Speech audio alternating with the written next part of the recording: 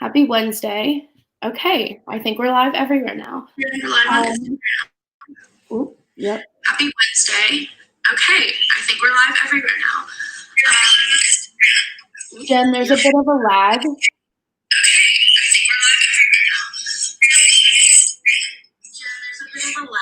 Is that me?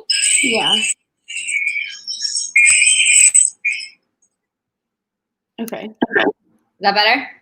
No. Can you put your headphones in? Sorry, guys, we're having a little bit of technical difficulty. Could you put your headphones into your phone and do it that way?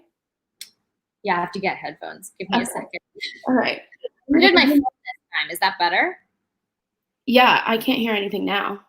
Okay, so I'll do it with my computer not muted, and then, I'll have my phone muted on Instagram. Okay. All right, cool. Hi, guys. Sorry about that. Let me add Jen into Instagram. We're trying out some multi-streaming, so it's a bit of technical difficulty sometimes. Yep, here we go. Hey. Okay. Is that better? Oh, Lord. Hold on.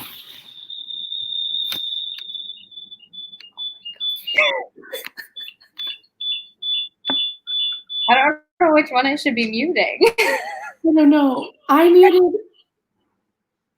I turned my phone like all the way down as low as it goes. Yeah, that's how mine is. And then I turned my laptop down like a lot. Okay, laptop, I'll turn mine down a lot too. Okay. Yeah, I think so. I don't hear like myself twice. Okay. But can you hear me? Barely. So I'm gonna mute my computer and I'm gonna try to bring my phone volume up. Right. Okay. Is that good? Yeah, I think it's good. Okay. Cool. Yeah. All right, sweet. Hi guys. Perfect. That was such a mess. It's me and technology. That's how it always goes. Right. We're still learning how to use StreamYard and Instagram at the same time and not have some technical difficulties, but it's all good. We're all good. I'm joined by Jen today. Hello. Hello. We're going to be talking about some pitching strategies for musicians. So I'm just going to let Jen go ahead real quick and introduce herself. Yeah. All right, guys. Hi, everybody.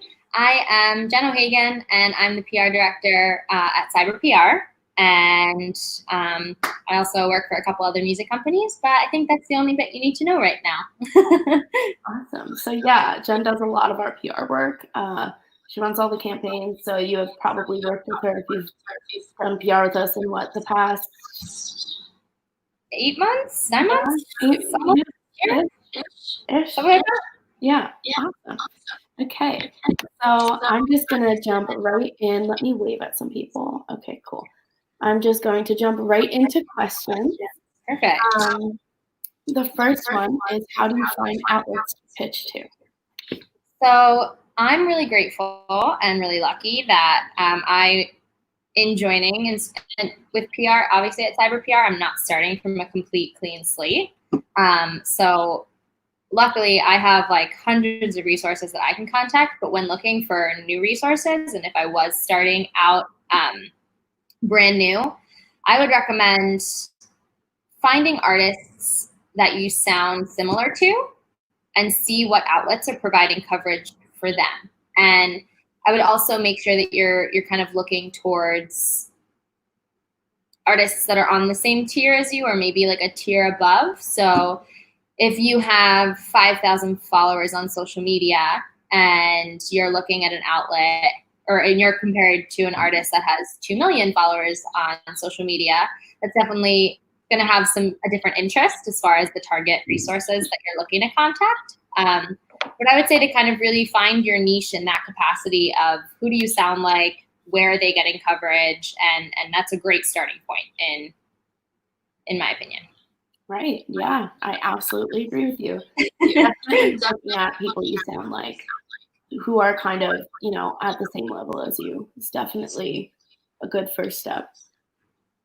Yeah. Second question, what goes into a pitch?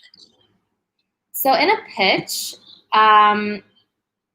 there's a bunch of different things that you're going to want to get across, and it's a little tricky because you want to do it as thorough yet abbreviated as possible, I would say. So you're going to want to include some standard housekeeping things like the song title or the album title that you're releasing. You'll also want to include the release date. If that's something that obviously, yeah, you're going to be releasing it at some point. But so you're going to want to include the song title. You'll want to include the release date. Again, another point is you're going to want to include artists that you sound like, because that allows people who are receiving your pitch to kind of already categorize what they're expecting to hear, which is really nice because when you receive an email and it's point blank, everyone's kind of like, okay, what am I working with, you know? So definitely include song title, release date, who you sound like, anything else that's kind of makes you stand out. We were working with an artist recently who was in the Blues Rock and Roll Hall of Fame, and that was something I absolutely made sure to include in every single one of his pitches, because that's like, hey, it shows that other people are talking about him. They're really reputable. So anything like that, it obviously doesn't have to be at that scale. So it could be, if you've gone to Berkeley, that's something we'll put in there sometimes. If you've won any type of competition, anything kind of like an accolade, but I would make sure it's probably no more than 2 or 3. Like, again, you really want to make it to be as thorough and as niche or as contract. Is that the word that I'm looking for? Thank you. That's as compact as possible. Concise. Thank you. Yes. Concise is probably great. better. So you want it to be as thorough yet concise as possible. So that's what's coming to mind. I like to also throw in where the artists are from. That's something I personally like to add in every single capacity. I don't think it's a necessary, like an absolute need to, but we work with artists from all over the world, and I think it's always kind of cool to kind of throw that tidbit in there. And especially if you're pitching to like local outlets. Yeah. You definitely want to say like, hey, they're from here. Yeah. Yeah, local, it's non-negotiable. You would definitely want that in there. As far as just more general ones, I like to keep it there just so, once again, it kind of just paints the full picture of the artist. Cool. Awesome. How long should a pitch be? I feel like I am neglecting this camera, so I'm fully neglecting this one too. Okay, there we go. Now I'm a little closer. A little closer, but now my ring light is in the way. Okay, there we go. Now I can like just glance without like totally. All right, so the question was, how long should a pitch be? How long should a pitch be? Again, I feel like we kind of touched on this a little bit in the last answer with just, it should be as long as it needs to be in order for you to say what you need to say, and no longer. One thing that I like to, one way I would encourage artists to approach pitches is think about like you're on the receiving end. You're not going to want to receive a pitch that's 3 paragraphs long. You don't like, nobody likes getting emails like that. Like, you're not going to read it. As much as you want to, you care about every little bit of information you're putting there. That's why it's really important to kind of niche down. So you want to include those main components. I would say if you're going, it is hard to put like a sentence maximum on it, because for some artists, they do have some more of a story that you want to tell.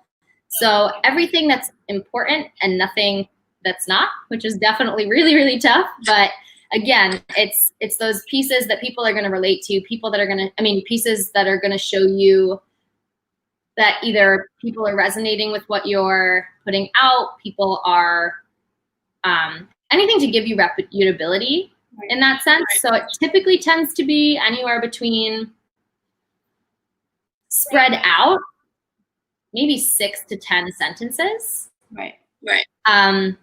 I think I forgot to mention one thing that I like to include a lot, and I would encourage if an artist is doing it on their own to Yes, Mike. Yes, Mike, that is. Mike said, non-Instagram walkers, Mike said, short, sweet, and to the point is that the goal. Yes, 100%. Exactly. Hi, Mike. How are you? I like to keep another component of getting feelings involved. So I'll always make sure I ask every single one of our artists before I start a campaign what their inspiration was behind the track.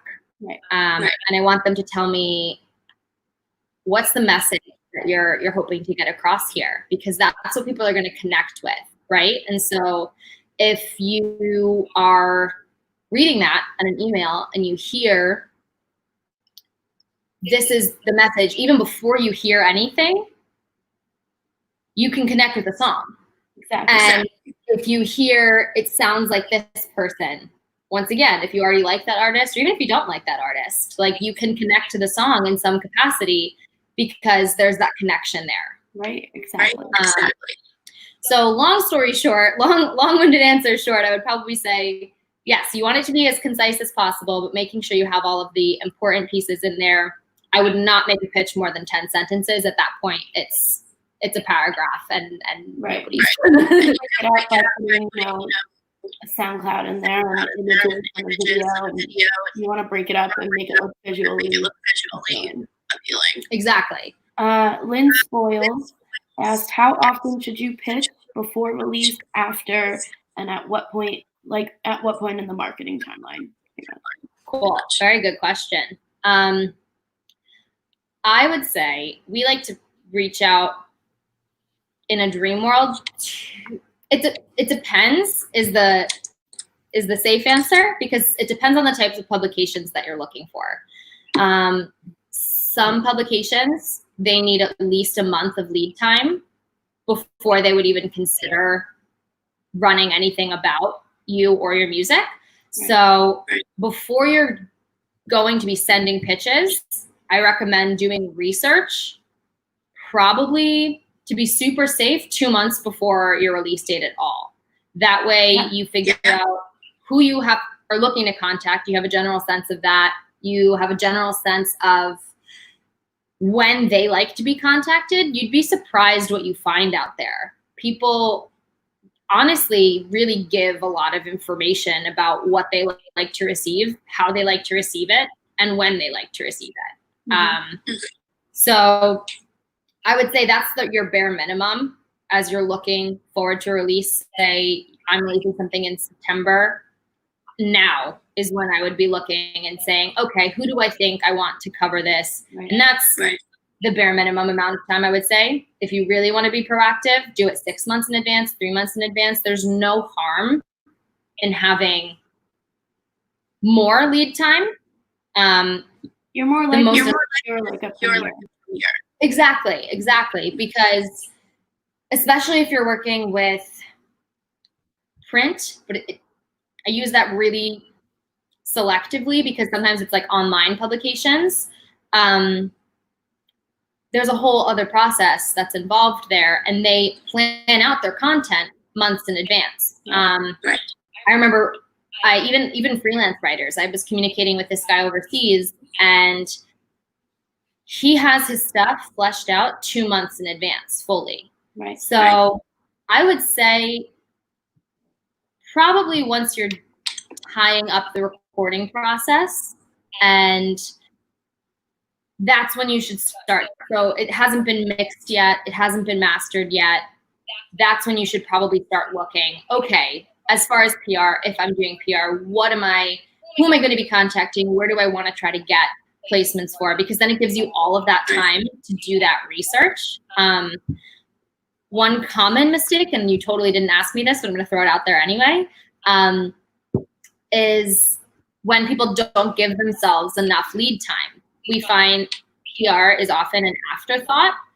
That's really common. And then Kayla's laughing because the two of us are always like, we should have contacted us 2 months ago. But people will be like, hey, I'm releasing something next week. What can you do for me? Nothing. And it's not nothing. We definitely can, but we can't do as good of a job as we could. We could get features, but we couldn't get like a premiere or something that's going to come out like right upon release. It's really tricky. Really, I mean, maybe, but it would be very rare. It's really tricky, which is I don't like to say anything's 100% impossible, right? But it's really tough. So those are always unfortunate because sometimes the music's amazing and it's like it really hurts because I'm like I really wish. That's helpful though, because if you only have a week and the music is really good, you're more likely to get something. Yeah, but so I would say in the marketing plan, anywhere between 3 and 6 months before your release is your safe time where you should be looking into who you want to reach out to, how you want to do it. The only times I would say the primary people I reach out to afterwards are often with some types of Spotify playlists because you can't submit a Spotify link to someone if it's not out yet. And that's not using the Spotify editorial playlists. That's like user-generated playlists and other things like that. I hope that answered your question. I rambled for a long time.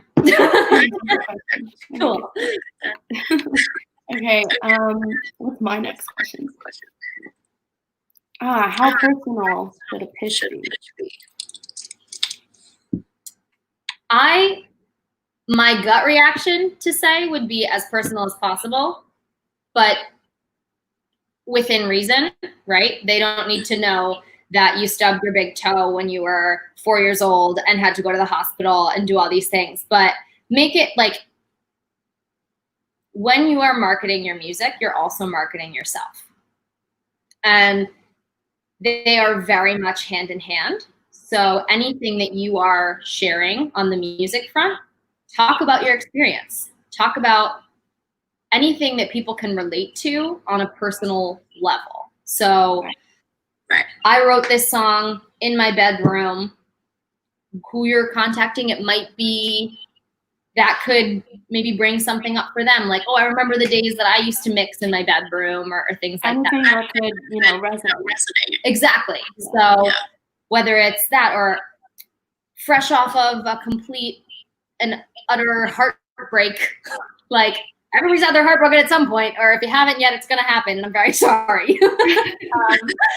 But like just anything that people can relate to and you're talking as humans. And I feel like we kind of forget that sometimes when we're working on pitching and marketing ourselves. And it's like, oh, how can I make myself the most pristine version? It's like, you're already your version of your physical embodiment and representation of your own music. So absolutely. As you just want to give people what they can resonate with in that capacity. It's all about connection. So how personal should it be? Anything that you're comfortable with sharing as well. So if there's something that maybe you did have your heart broken and you're not comfortable, don't exploit yourself for the sake of having a good pitch, right? Yeah. But if it's something that you're comfortable sharing, you're comfortable being out there, something that people can connect to, that's what I would say.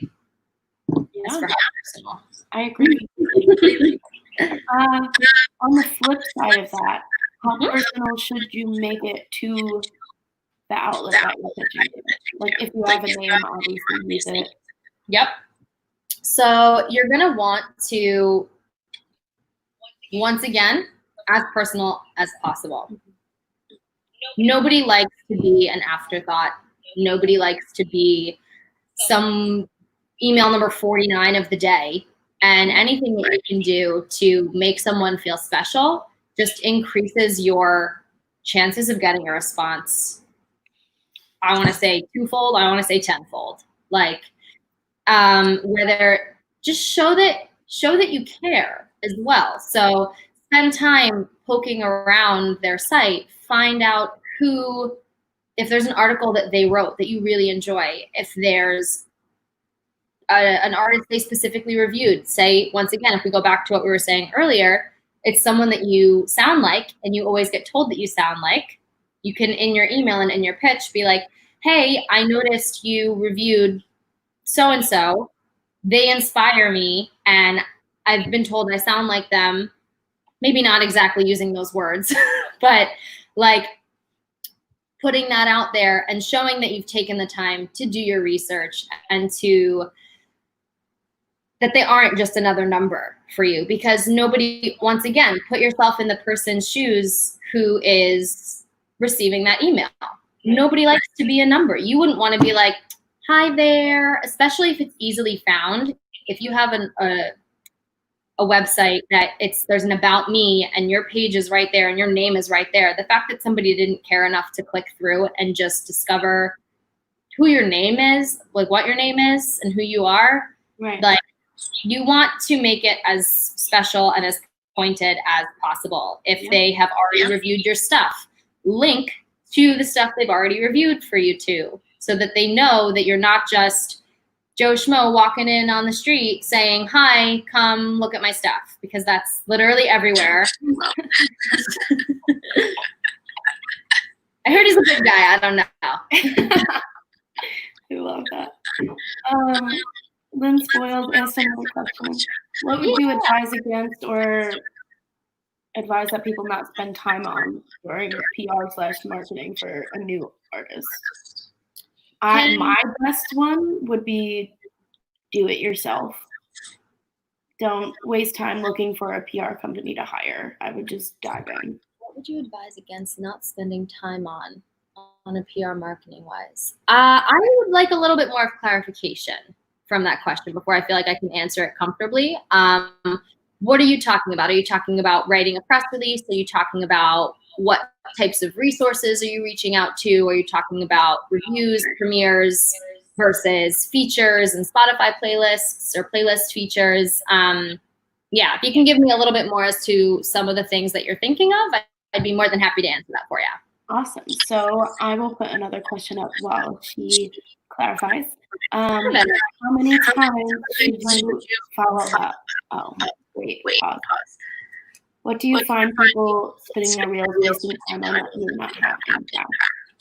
Truthfully, I think people spend the most time seeking unrealistic goals. That's a good one. Yeah, because I think especially if it's a brand new artist, don't bother looking at Rolling Stone. It's not going to happen. Right. Like, and that's not saying that the music isn't great. That's not saying that the artist isn't worth writing about. But as a first artist who's coming out of the gate, realistic expectations are everything. You can start a campaign, and I would also say, to break it down a little bit, I feel like our industry is really hell-bent on numbers and followers and stream numbers and everything like that. And yes, numbers are important, but there are so many ways to fake numbers that it doesn't mean anything when the numbers don't mean anything. So I would say to get impactful relationships with maybe more niche resources, and to get and to connect and to find people that are going to care about that artist and help grow with that artist. Instead of chasing the biggest names like Pitchfork that everybody is hoping for at some point, maybe, to just make sure that you have realistic expectations and get good content that you can then leverage. And that's the most important part too about PR is, of course, it's great to get people to write about your music, but one blog post that was posted in 2020 doesn't mean anything if you never refer back to it down the line. So getting good reviews, features, playlists with people that genuinely care about your music and don't think of you as just a number is probably what I would say. That and realistic expectations. Yeah. I agree. That was a That was a really really good good answer. answer, Jen. Thanks. How many times should you follow up? We talk about this a lot. We do. You're so welcome, Linz. We talk a lot about how many times you should follow up, and we like to do it in terms of baseball. We like to think of it like baseball, kind of a 3 strikes and you're out kind of deal. I would say there are some exceptions. If you happen to follow up with people and maybe they answer at one point, but then in the communication process, so every situation's a little bit different, but generally speaking, the 3 strikes and you're out rule is typically what we follow. So you send your initial pitch, and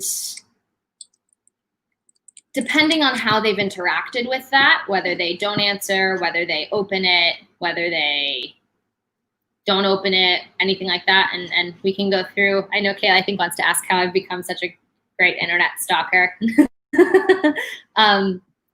We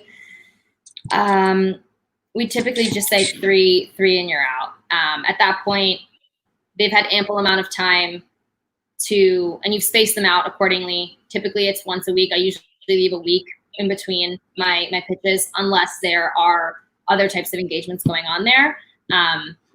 At that point, sometimes they wouldn't even care about the release even if they decided to respond in that 4th week, because I don't want to say after a month a song is like null and void, because it's not. Some people still would get interested, but the likelihood of them featuring you is substantially less. They like to be special. They like to be number 1. They like to hear about things before anybody else does. So we like the 3 strikes and you're out kind of rule.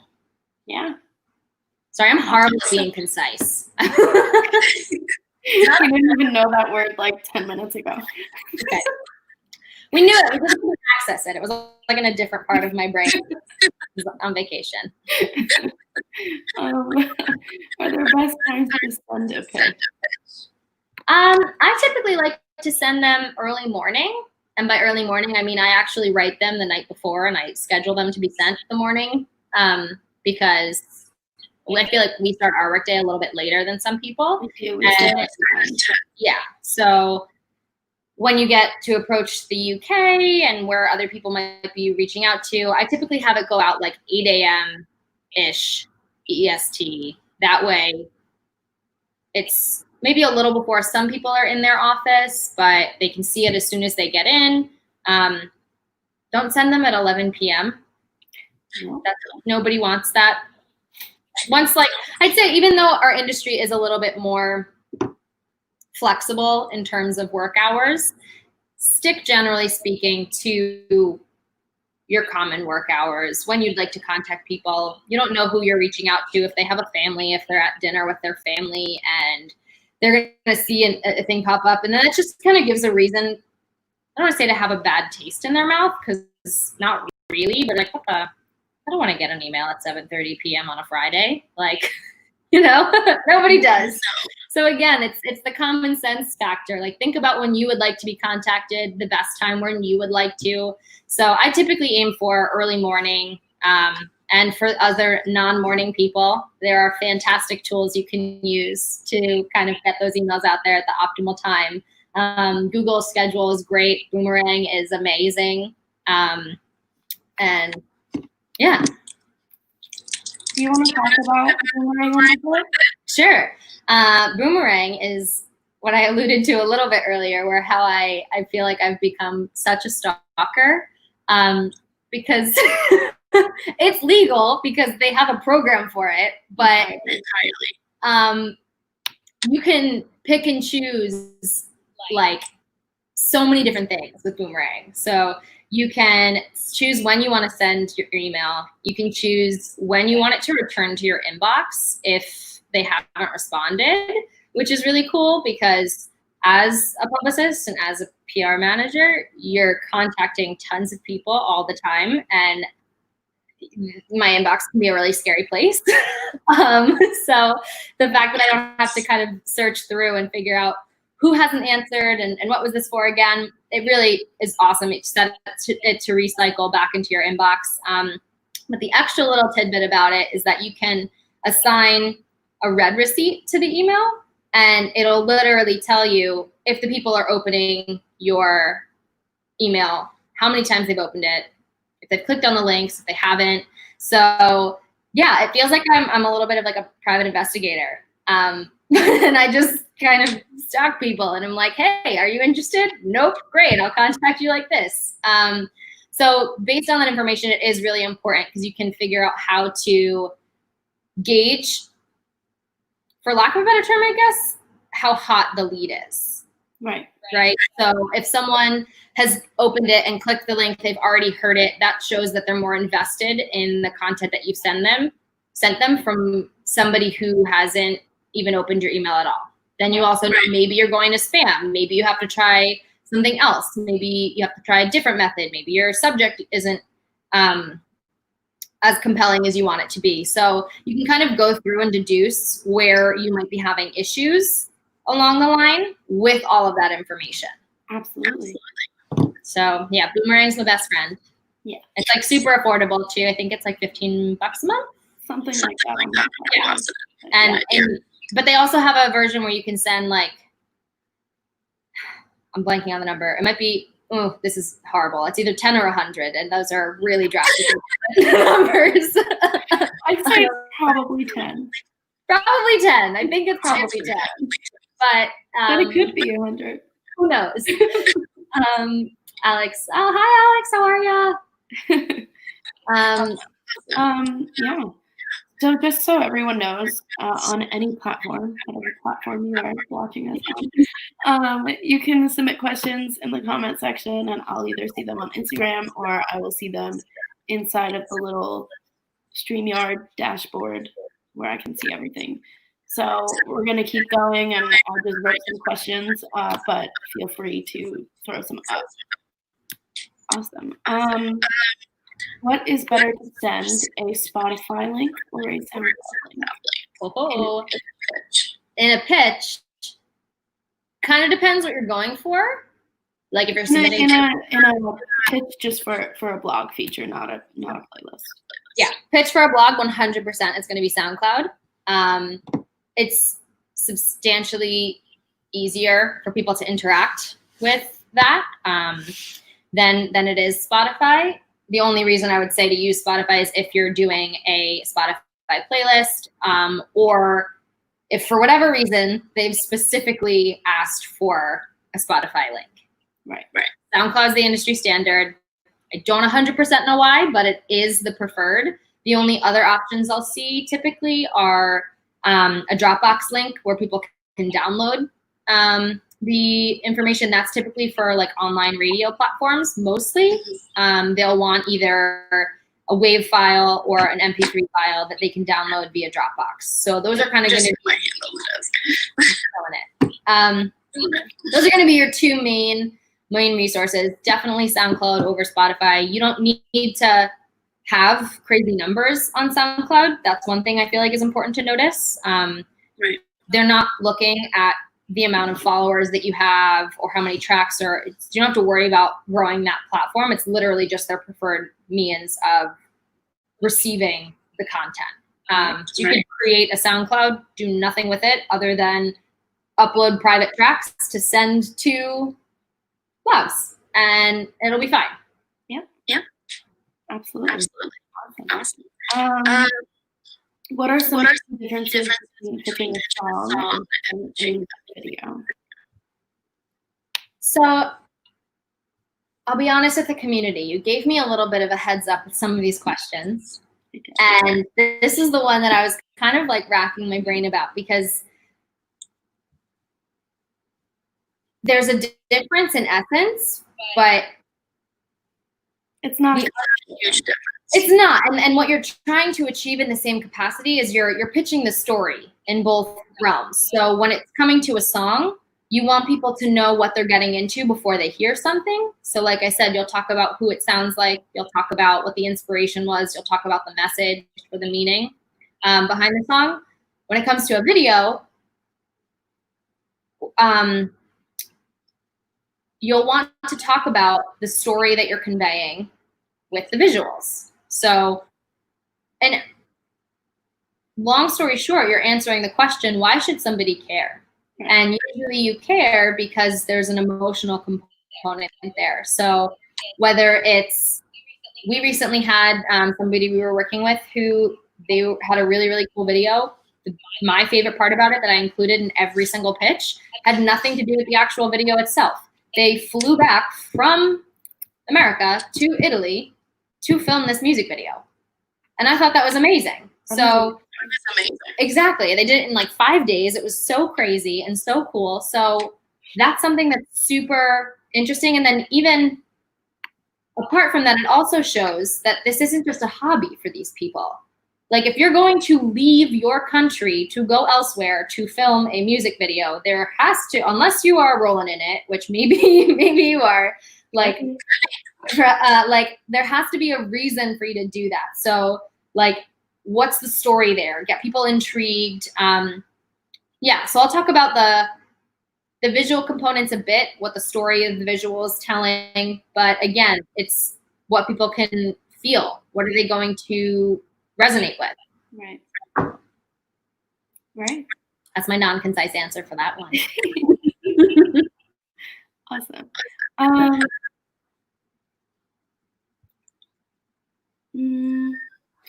You could talk about the Cyber PR dashboard a little bit.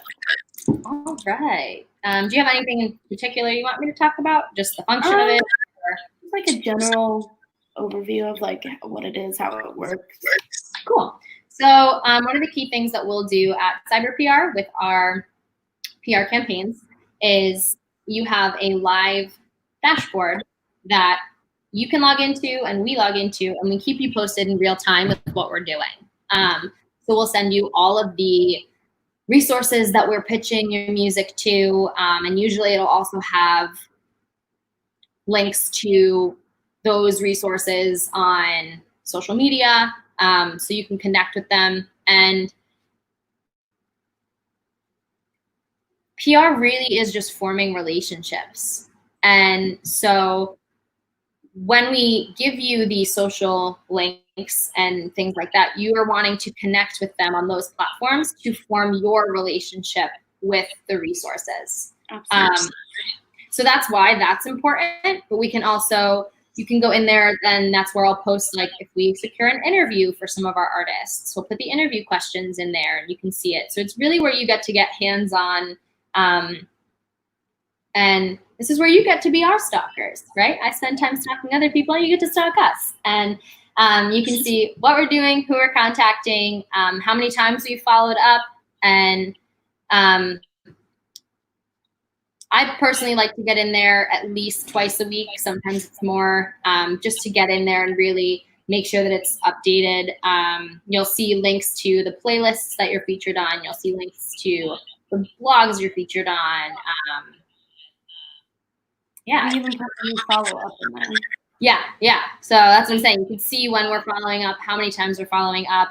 We'll also put feedback if we get it from resources. So if a resource is super interested, but maybe there wasn't enough lead time per se. Like they were like, oh, you know, we're booked for this, like love your music, or something we'll all hear often sometimes is, love this track, something was missing for me, would love to hear more from this artist in the future. So that way you know when you're approaching PR again, whether it's with a company or without a company, that's someone who already showed interest in your music. And maybe they weren't a complete taker the first time, but it's some place that you'd probably like to go back to. It's at least worth, you don't want to ignore that. Yeah. Awesome. Someone asked, how do you know when your music is ready? Should you pitch a song if it hasn't been mastered yet? Definitely not. I think unless there's a very niche community where it's like demo, lo-fi, bedroom tracks, because those do exist. If that's what you're going for, then you can kind of send something over. But generally speaking, these blogs and these resources are only interested in the complete final product that you're going to be putting out on platforms, because what they share and what they write about is a direct representation of them. And most of the time they want to make sure that they are coming across as the most professional possible. Yeah. So yeah, demos, I would say save your demos for your friends and your family, but the mixed and mastered masterpieces, send those out. Yeah, I agree. All right, we've got about 5 minutes left. So if anyone has any more questions, feel free to put them up in the comments. Let's see if I have another question. Why is sending a press release not recommended?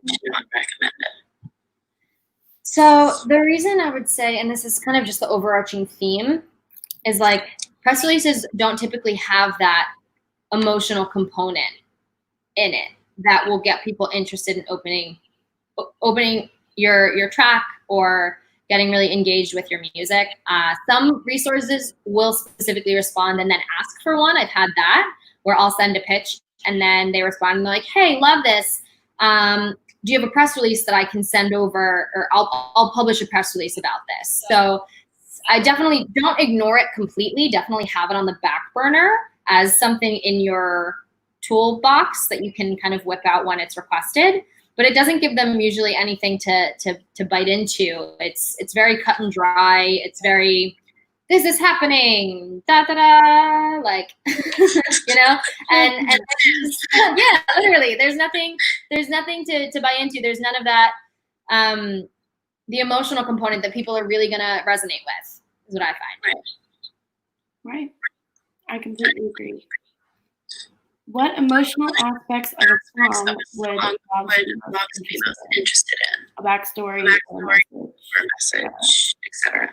So that depends on the type of resource that you're contacting, which is why I think it's important to really spend time prior to a release figuring out who you're talking to and why.